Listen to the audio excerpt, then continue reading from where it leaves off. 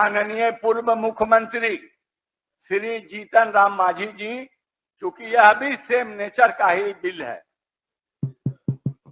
अध्यक्ष महोदय, same nature का तो है ही है, लेकिन जो व्यापकता होनी चाहिए वो व्यापकता यहाँ पर नहीं है। यहाँ सिर्फ नामांकन में बात आती है और वो सेवाओं में था, तो उस पर कुछ विशेष बातें हम कहना चाहते थे, लेकिन खैर आपका आदेश नहीं हुआ, नहीं बोले, इस पर आदेश हुआ है, हम बोलते हैं। इसमें कई एक पहलू है महोदय, उसको देखना चाहिए।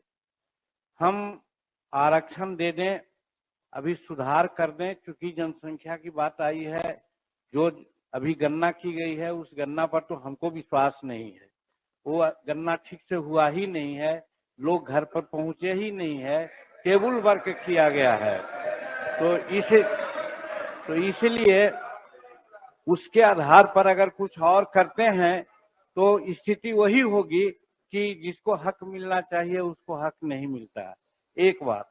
और दूसरी बात मैं ये कहना चाहता हूं हुजूर कि आरक्षण आप दे दीजिए, लेकिन जब आरक्षण की बात आई थी, अंबेडकर साहब ने शुरू किया था तो कहा था कि 10 वर्ष में इसकी समीक्षा होनी चाहिए। क्या आज तक बिहार सरकार ने आरक्षण चाहे सेवाओं में हो या नामांकन में हो, कभी समीक्षा करने का कष्ट की है सरकार कि हाँ कितना हमने अभी तक दिया है, कितना आरक्षण है या नहीं है, ये सरकार सोची है? हमको मालूम है हुजूर, हमको मालूम है कि जहां तक गजेटेड एम्प्लॉइज के आरक्षण की बात जहां आती है और 1971 से रोस्टर नियम लागू है और अब तक 16% ही सही होना चाहिए था, लेकिन उनका आरक्षण अभी मात्र 3% है।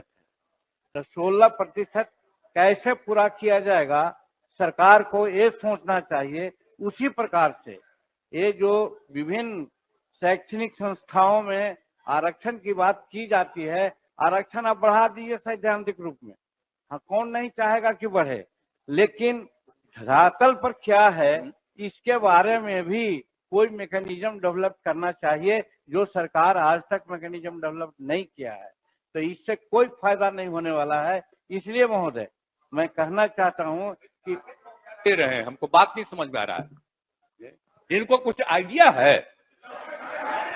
ये तो मेरी गलती है कि इस आदमी को हमने बना दिया था मुख्यमंत्री। नहीं ठीक है, ये कोई सेंस नहीं है इसको, ऐसे ही बोलते रहता है, कोई मतलब नहीं है। बैठ जाएगा, हो गया। हम कह रहे थे कि आप ही लोगों के साथ रहिए, अध्यक्ष महोदय, भाग के चला आया था सात पार्टी में, अध्यक्ष अभी महोदय, हम जान करके भगा दिए उधर, अध्यक्ष क्या उधर रहिए। इसीलिए हम कहेंगे बात हो गई है, सब समर्थन कर रहे हैं, प्रभारी मंत्री सुन लीजिए, बता रहे ये हैं, बहुत गलत बात सारे बोल रहे लोग हैं। समर्थन कर रहे हैं और कोई सेंस है? ये जो प्रचारित करता है, सुनो ना, बैठो ना यार, बैठो ना, अरे आप लोगों को जब छोड़ दिए थे, बोल रहे हैं, बैठिए, भूलिए मत, बात बोल रहे हैं अरे महोदय, भूलिए मत, अरे 13 में जब आप लोगों को छोड़ दिए थे, अब अकेले थे, तो हम, अरे सुनो रे यार, कुछ जानते हो, बैठो, हम इसको बना दिए। इसके बाद जितना मेरी पार्टी का लोग था, सब हमको 2 ही महीना में कहने लगा कि गड़बड़ है, इसको हटाइए, और अंत में हमको बाध्य किया, तो फिर हम बन गए थे। कहता रहता है कि ये भी मुख्यमंत्री थे। अरे क्या मुख्यमंत्री था? ये तो मेरी मूर्खता से मुख्यमंत्री बना। आप ऊपर वाला भी जान लो, आप बिना मतलब का रोज इसको पब्लिश करते हो, कोई सेंस है इसमें? मंत्री महोदय, मुख्यमंत्री, अध्यक्ष महोदय, प्रभारी मंत्री, अध्यक्ष महोदय, प्रभारी मंत्री, अध्यक्ष महोदय, माननीय मुख्यमंत्री जी, आपकी विशेष कृपा हुई है तब न मने है, हो गया। अध्यक्ष महोदय, मैं